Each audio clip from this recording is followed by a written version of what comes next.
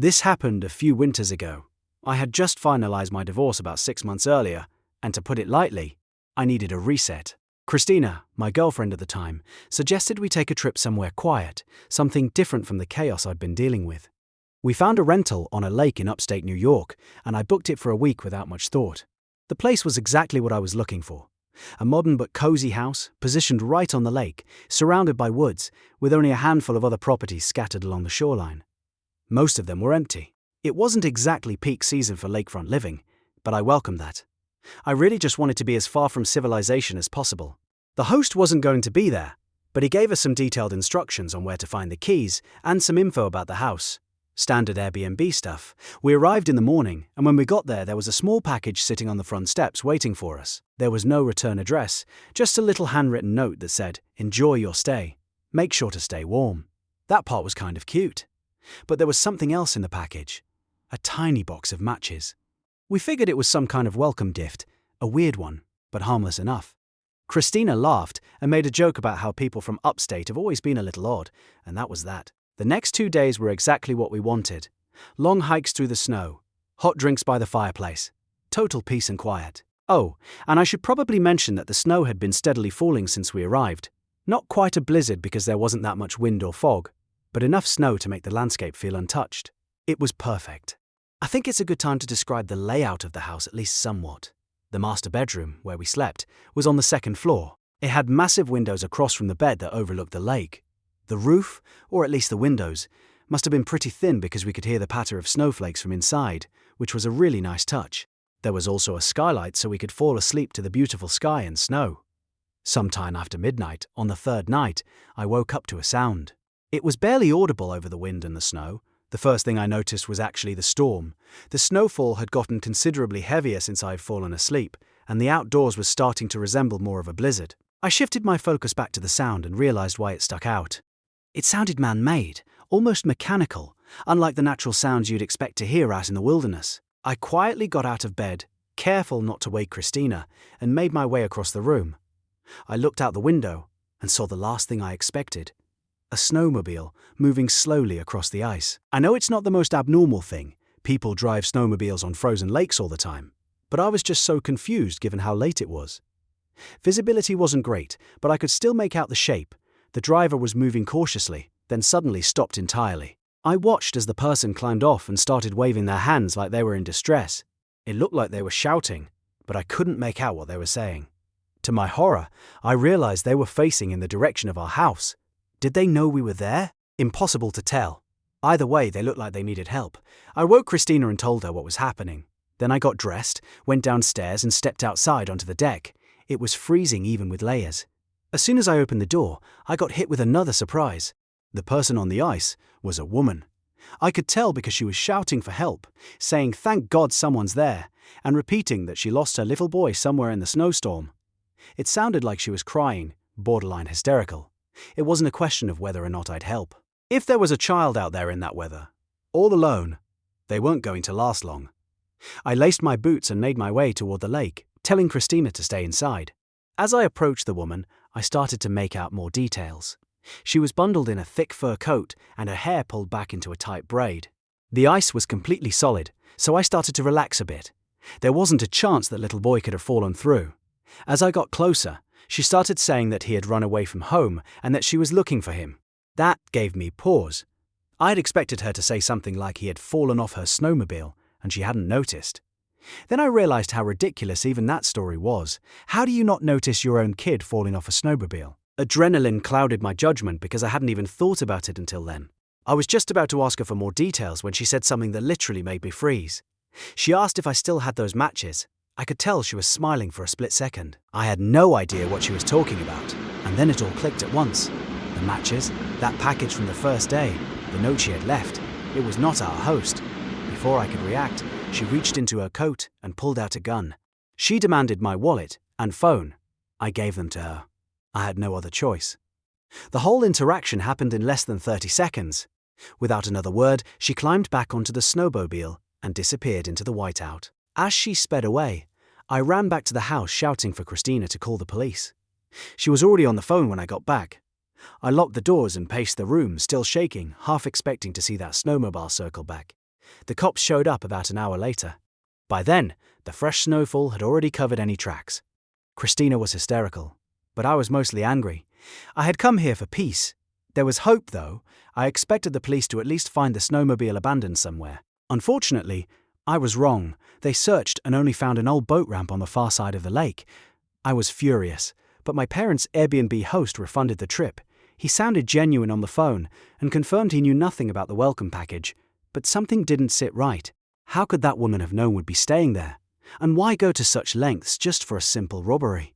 My family owns a Northern California lake house that we visit for a couple of short weeks out of the year during prime summer weather. It's 2 stories tall with an attic. When my younger sister and I were little, we used to climb into the attic and pretend we were camping with sleeping bags. We would even bring our puppy up there.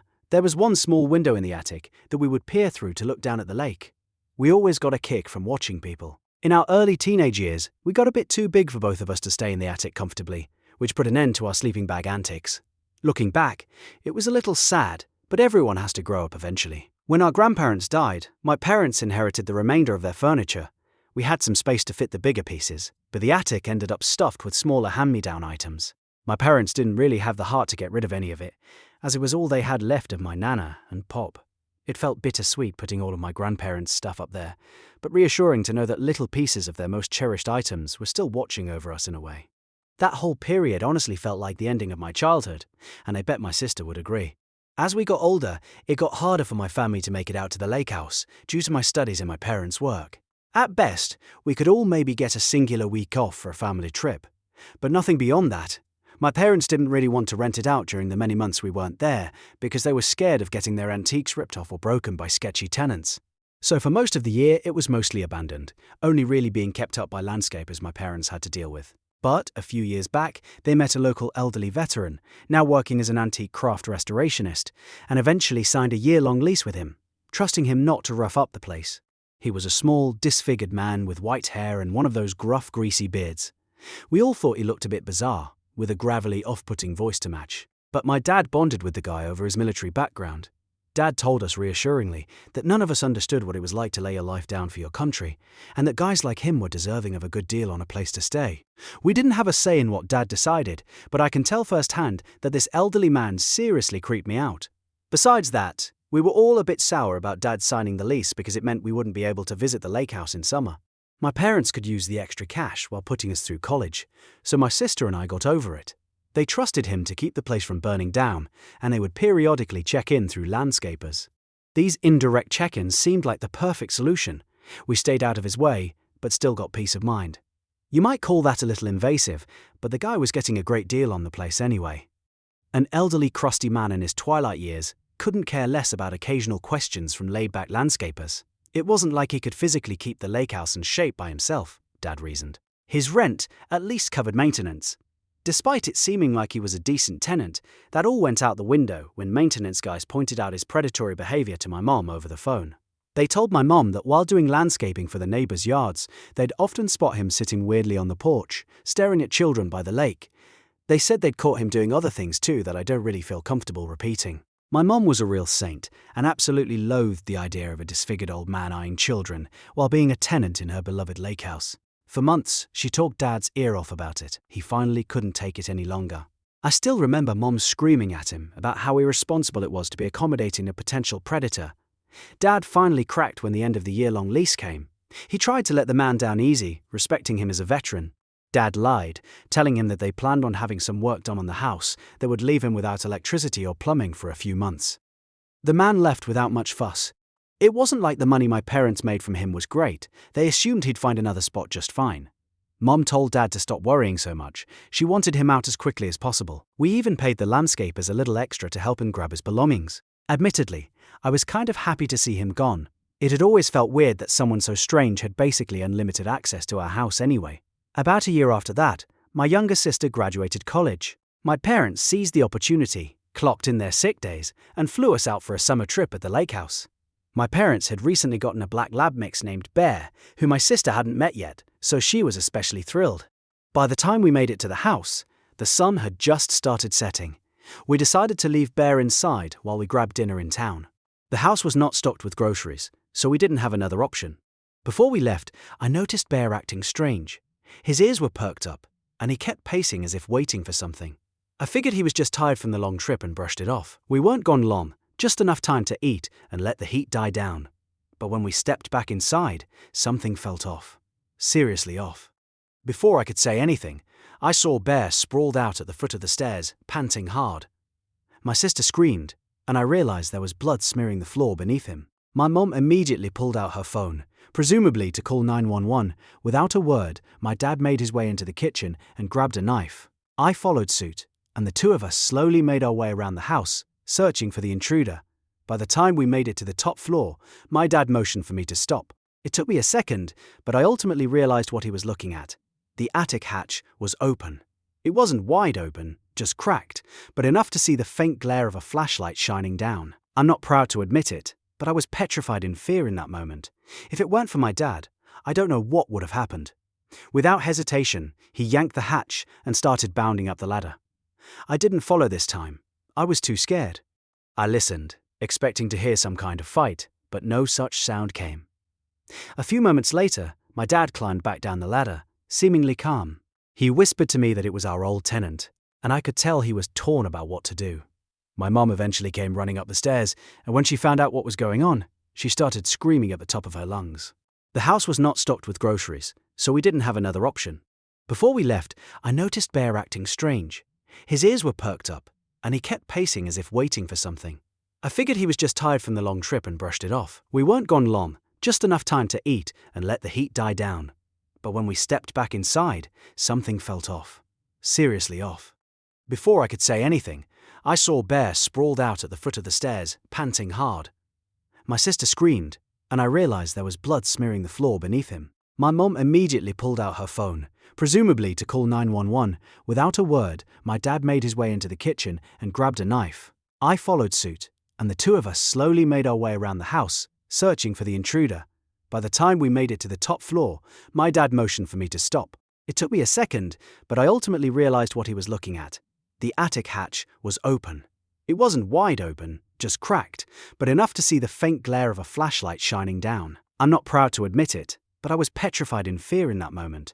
If it weren't for my dad, I don't know what would have happened. Without hesitation, he yanked the hatch and started bounding up the ladder. I didn't follow this time. I was too scared. I listened, expecting to hear some kind of fight, but no such sound came. A few moments later, my dad climbed back down the ladder, seemingly calm. He whispered to me that it was our old tenant, and I could tell he was torn about what to do. My mom eventually came running up the stairs, and when she found out what was going on, she started screaming at the top of her lungs. This night was different.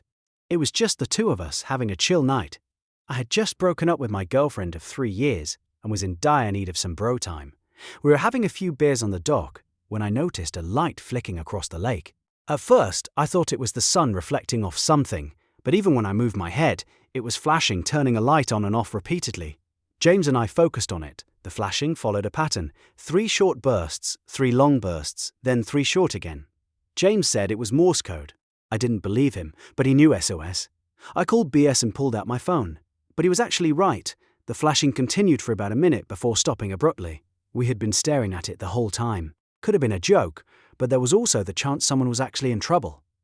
James suggested calling the cops, but I reminded him we had been drinking and weren't legal yet. I was already fighting a DUI at the time, so the last thing I needed was a run-in with police. The two of us couldn't think of a rational explanation besides a kidnapping or someone needing help. We decided it was worth checking out ourselves. If it turned out serious, we'd call the police. James grabbed a few switchblades from his brother's room just for peace of mind. We couldn't drive to the house due to no service, so we dragged James's dad's kayak into the water.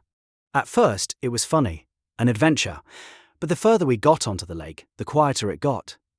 We realized how dumb of an idea it was, but neither of us wanted to spoil the fun.